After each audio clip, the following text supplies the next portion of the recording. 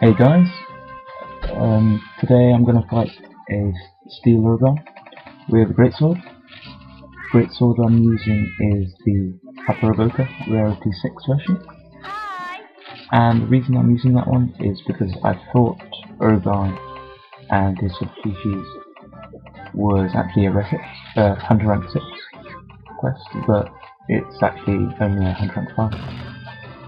So it's not exactly level appropriate, because you need, I think, some Agnactor subspecies parts to get it. But there's a rare 5 version, which is just the Hapurubokka parts, which is almost as good, just down a bit on the raw and element. Now, I think he tends to spawn in Area 6, unlike in Try, where Uragaan seem to always spawn in Area 5. And that's why I prefer to go through 7, since 3 you have to climb ledges, and at the same time there are those what are they called? Melinxes, the black cats, which always steal your items. Yeah, they're a pain. But yeah, I do not use the Greatsword at all. I have 2 Greatswords, I think, not including this one because I had to make this just for this video.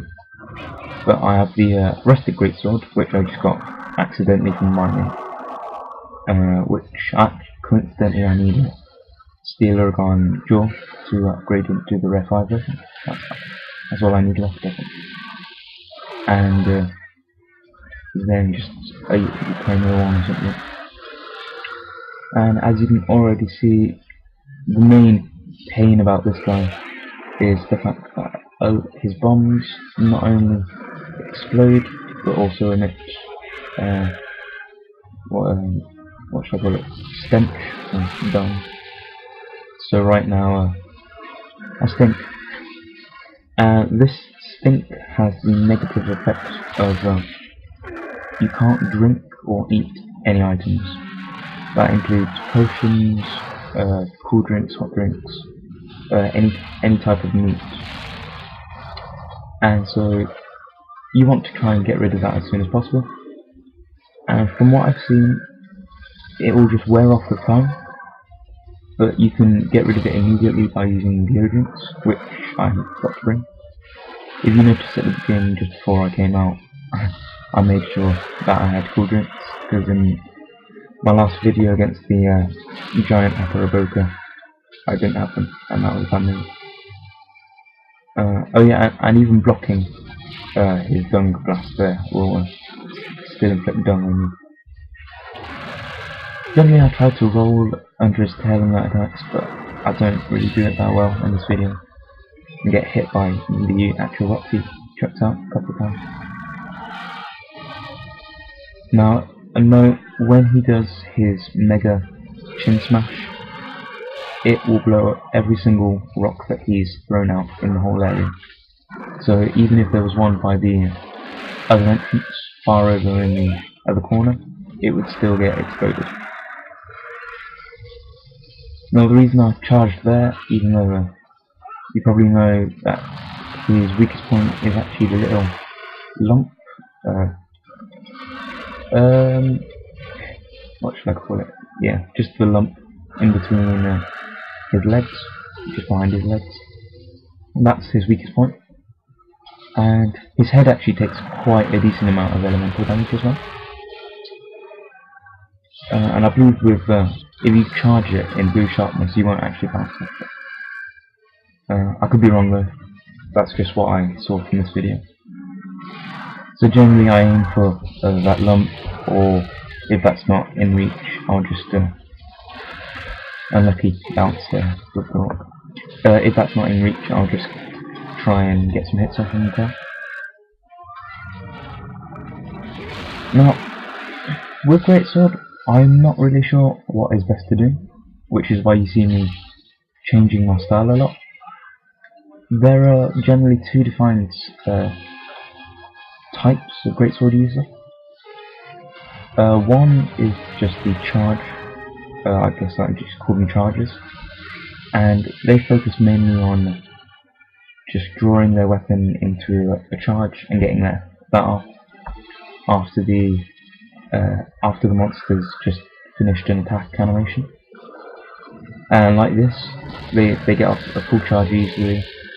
I could have actually probably got another one off there, but I decided not to risk it. And this isn't the best situation ever, because I'm on low health, and since I'm dunged, I cannot actually heal myself, which is a bummer. But you just have to deal with it in times like this and run around in circles, because that helps, always. Run around in circles, guys. Yeah, but it confuses the monster, and then they run away from you. Very effective technique there. But that was a joke for those of you who tend to take me too seriously.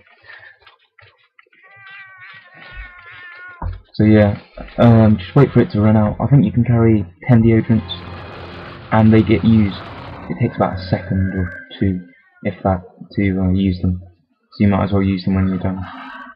Much quicker to use them than to use potion. A little like you saw earlier when he digs underground. I believe that he caught me. He can catch you with his tail, and that will knock you over and do some damage. But if you're attacking with a large weapon like the Greatsword, it doesn't really knock you back that much. That there is a perfect attack, with a level 3 I think, charge. I'm not too good with getting you charges off correctly, but I think that was a level 3. Right on the stomach, and because I've got a nice amount of affinity due to the critical eye +3 on this armor, it was critical as well. So yeah, I've been rambling. Back to my thing about the 2 Greatsword setups. I told you the first one, Charger. Now, those guys generally come with an armor set, which includes something like focus, so the charges are shortened in time, length, and then critical draw. And so that basically means every hit they do when drawing their weapon will be a critical, and this applies to charge attacks for both Greatsword and Hammer. So Hammer users, if you want to charge up to a super pound, both the hits of the super pound will actually be critical if you have critical draw, and you draw into it obviously. And focus for both weapons as well just means that it'll take a lot less time to actually get it out. I think it halves the amount of time needed. I don't really like the spin attack with the Greatsword, where you do a wide horizontal swipe. Just because it's quite slow, and due to its large range it can be useful in certain situations. But against this guy, if he turns at the wrong moment, you'll just end up bouncing against his face, which isn't the ideal situation really. At that point, there's not much I could have done, and fortunately I was stuck behind his leg. Oh, maybe I was wrong. You can't charge through his head with blue sharpness. Oh yeah, and a note, blocking with the Greatsword, unlike lances and sword and shields, takes a ridiculous amount of sharpness off your weapon.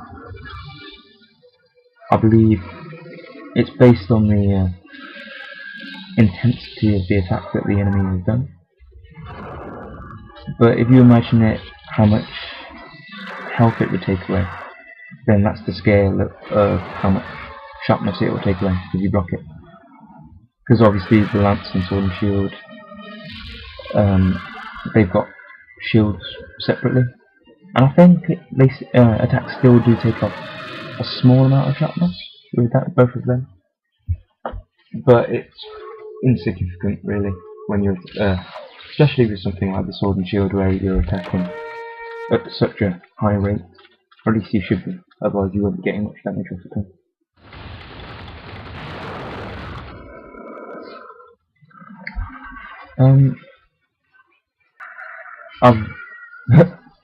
I've forgotten what I was just about to say. Oh yeah. Oh, there's a tail break. Yeah, didn't intend that. And you will bounce off the tip of his tail in green sharpness. And when he digs under, I generally just run over to the exit / entrance over here, because then he won't get me. And I think I get the luckiest escape here. I think it's this one. Yeah, I run forwards, and he actually rolls around me. But back on track. Finally, the second type of Greatsword user, which I would only recommend if you're soloing offline, is the infinite combo. Now this can be a mixture of circle and triangle attacks. So you could have the spin, and then the spin horizontal, and then the really high back vertical one. Or you could have the spin circle followed by a charge, followed by another spin circle, followed by another charge. And while they are quite effective, as a lot of you have probably had experience with, Greatsword is infamously known for, well, launching people with the overhead swing.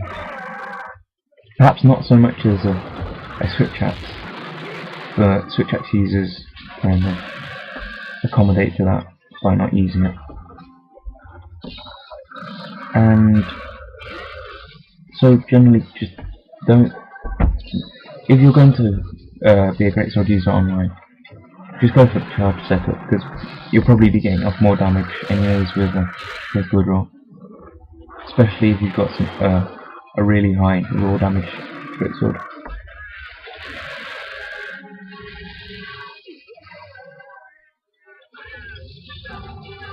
Now, a little note about, well, not just Uragaan, but all monsters when they're exhausted.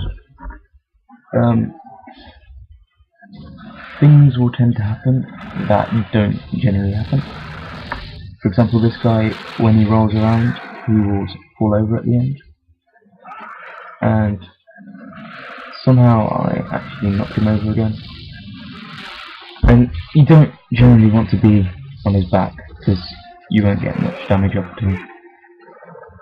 And that was a complete mistake, because he stood up, unfortunately. If I can get another charge off right there.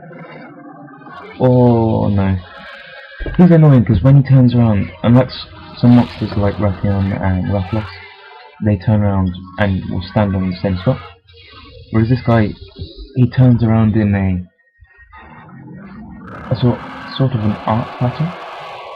So instead of staying where he is and just rotating on an axis, he'll actually walk backwards a little bit at the same time, which sucks. And that was quite a fortunate game by the explosion there. But hey, we gotta just deal with it sometimes.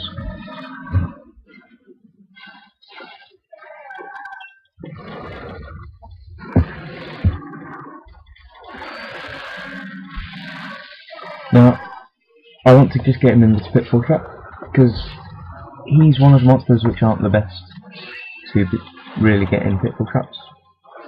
And he actually decides to just run away straight away when I put it down, which is okay.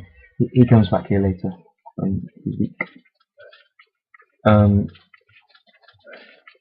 But pitfall traps are good because they give you a nice space to bomb his chin if that's what your aim is to actually do.